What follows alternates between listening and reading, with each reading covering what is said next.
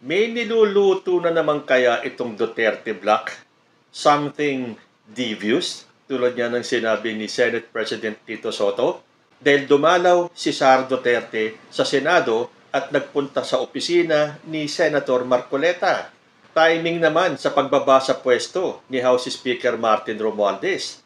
At yung ugong-ugong na papalitan ni Alan Peter Cayetano, si Senate President Tito Soto. Magandang araw po sa inyong lahat na imbang ni Aldaw kada kayo aming kakabsat and welcome back to my channel. Pero bago po natin pag-usapan yan, good news muna tayo. Dahil kahit na anong gawin ng kampo ni Sara Duterte, hindi po nila matitinag si President Bongbong Marcos. Kahit nagguluhin nila ng husto, maglabas sila ng kung ano-anong paninira, lalo na sa ginagawa ni Sara Duterte, pansinin ninyo, lahat ng statement at galaw ni President Bongbong Marcos minamaliit niya na wala naman siyang ipinapakitang solusyon. Sana kung babati ko siya kay President Bongbong Marcos, maglatag siya ng solusyon. Wala, puro paninira lang. So, sa gitna ng lahat ng paninira nila sa ating presidente, tumataas po lalo ang trust rating kay PBBM at bumubulusok na pababa ang rating ni Sara Duterte.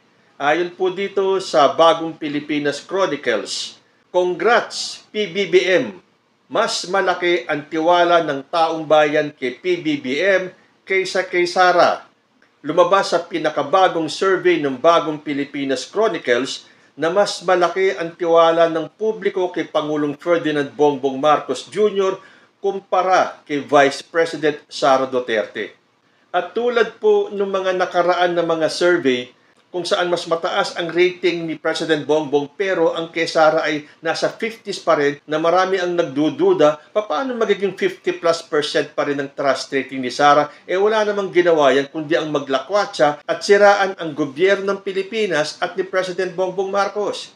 Pero ayon po dito sa pinakabagong survey ng Bagong Pilipinas Chronicles, mula sa kabuoang 67.9 thousand na respondents, halos 51.5 thousand ang pumabor kay PBBM o katumbas ng 75.8%.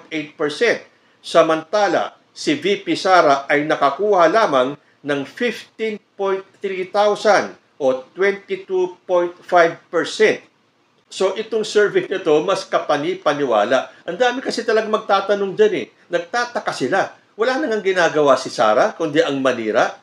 Nasa 50+ pa ang kanyang ratings. Ito po, bumulusok na pababa at 22.5% ang rating ni Sara Duterte.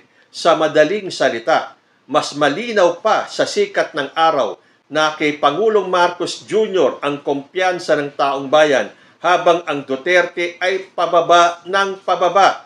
Para sa mga DDS, tila hindi na mababawi ang agwat dahil ang tao mismo ang nagsasabing mas may tiwala sila kay PBBM. At sa lalong ikai-stress ng mga DDS, ayon sa National Survey ng WR numero noong August 2025, bumaba ng 11% ang bilang ng mga taga-suporta ng mga Duterte na nagmula sa kanilang baluarte. Ibig sabihin, sa baluarte pa nila, bumaba ng 11% ang taga-suporta ng mga Duterte. Samantala, tumaas naman ang bilang ng mga taga-suporta ng pamilyang Marcos kung saan umabot sa 27% na nagmula sa Mindanao. Ito ay 10% na pagtaas. Sa kabuuan, 4% ang nadagdag sa mga taga-suporta ng Marcos family. Nagpapakita lamang ito na imbis na kumonti ay mas lalo pang dumarami ang naniniwala at sumusuporta sa pamilyang Marcos mula noon hanggang ngayon. So kung ano ang taas ng pagsuporta ng Pilipino kay PBBM, tumaas pa po yan ng 4%. Samantalang ang sa mga Duterte, bumaba ng 11% ang kanilang taga-suporta. Paano nga naman kasi hindi bababa ang suporta para sa mga Duterte? Kitang-kita na po ng taong bayan ang galawan ni Sara Duterte at ng mga DDS. Sobra naman na ang pagkabulag ng mga Pilipino kung hindi pa nila makita ang totoong pakay ng mga Duterte. ang sirain si President Bongbong Marcos at iyo po si Sara Duterte. Kitang-kita na hindi sila makapaghintay. Ilang taon na lang, 2028 na. Ayan ay kung malulusutan ni Sara Duterte lahat na nakaambang kaso na kailangan niyang harapin. Dito man sa Pilipinas o sa ICC. So, lahat gagawin nila. Kailangan nilang guluhin mula sa Senado, sa Kamara, hanggang sa Supreme Court. At kapag nakuha nila ang leadership sa Senado, sa House, at ngayon alam natin sa Supreme Court, karamihan po dyan ay Duterte appointee. Magtatagumpay ang kanilang balak na i-impeach si President Bongbong Marcos na akala nila magagawa nila. Anong akala nyo kay President Bongbong? Natutulog sa pansitan at hindi nakikita ang ginagawa ninyo? Tulad na lang ngayon, sinadya ni Sara Duterte ang Senado at nagtuloy sa opisina ni Senator Rodante Marcoleta at pinuntahan din siya ni Senator Bato de la Rosa at sumunod si Senator Amy Marcos. So sa tingin ninyo, ano ang niluluto nitong Duterte Block? Hindi, nagkwentuhan lang yan. Chismisan lang sila. Pinagkwentuhan lang nila yung mga travels abroad ni Sara Duterte. Huwag kami. Alam namin may niluluto na naman kayong plano. And to borrow Senate President Tito Sotto's words, devious plan. Hindi nga ba nung Lunes, bali-balita, magkakaroon na naman ng shake-up sa Senado at kukunin ni Alan Peter Cayetano ang leadership, aagawin kay Senate President Tito Sotto, hindi natuloy. Baka hindi nila nakuha ang boto ni Lito Lapid at nung tatlo pa. Narinig nyo naman sa Senado, pinagmamayabang pa ni Alan Peter Cayetano na pag nakuha nila ang boto ni Lito Lapid na wala naman daw balak maging Senate President, tatlo na lang kailangan nila para masungkit nila ang Senate presidency.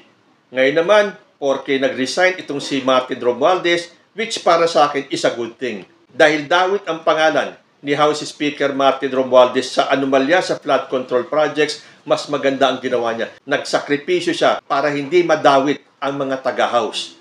Kung kailangan siyang imbestigahan at kung mapatunayan na siya ay may kasalanan at siya ay sangkot sa anomalyang to, wala tayong magagawa, sabi ni President Bongbong Marcos. Kahit nakapamilya, kahit nakamag-anak, kahit nakaalyado, no one will be spared. At mabuti yan para mapagtuunan ng pansin ni House Speaker ang kanyang kahaharapin na imbestigasyon. So as usual, tulad ng lagi kong sinasabi sa inyo, lahat na lang ng galawan at pahayag ni President Bongbong Marcos kailangan kontrahin ni Sara Duterte at maliitin niya. At ito nga ay may kaugnayan dyan sa flood control projects na yan. Kung titignan ninyo, ganit po ang taong bayan ngayon. In fact, magkakaroon ng big rally sa September 21 sa Luneta. Ito po ay rally laban sa korupsyon. So yung mga pupunta po dyan ay laban po sa korupsyon. Ang pakay po hindi po yung pababain si President Bongbong Marcos at ituro sa kanya, ipinpoint sa kanya na siya ang ulo ng korupsyon.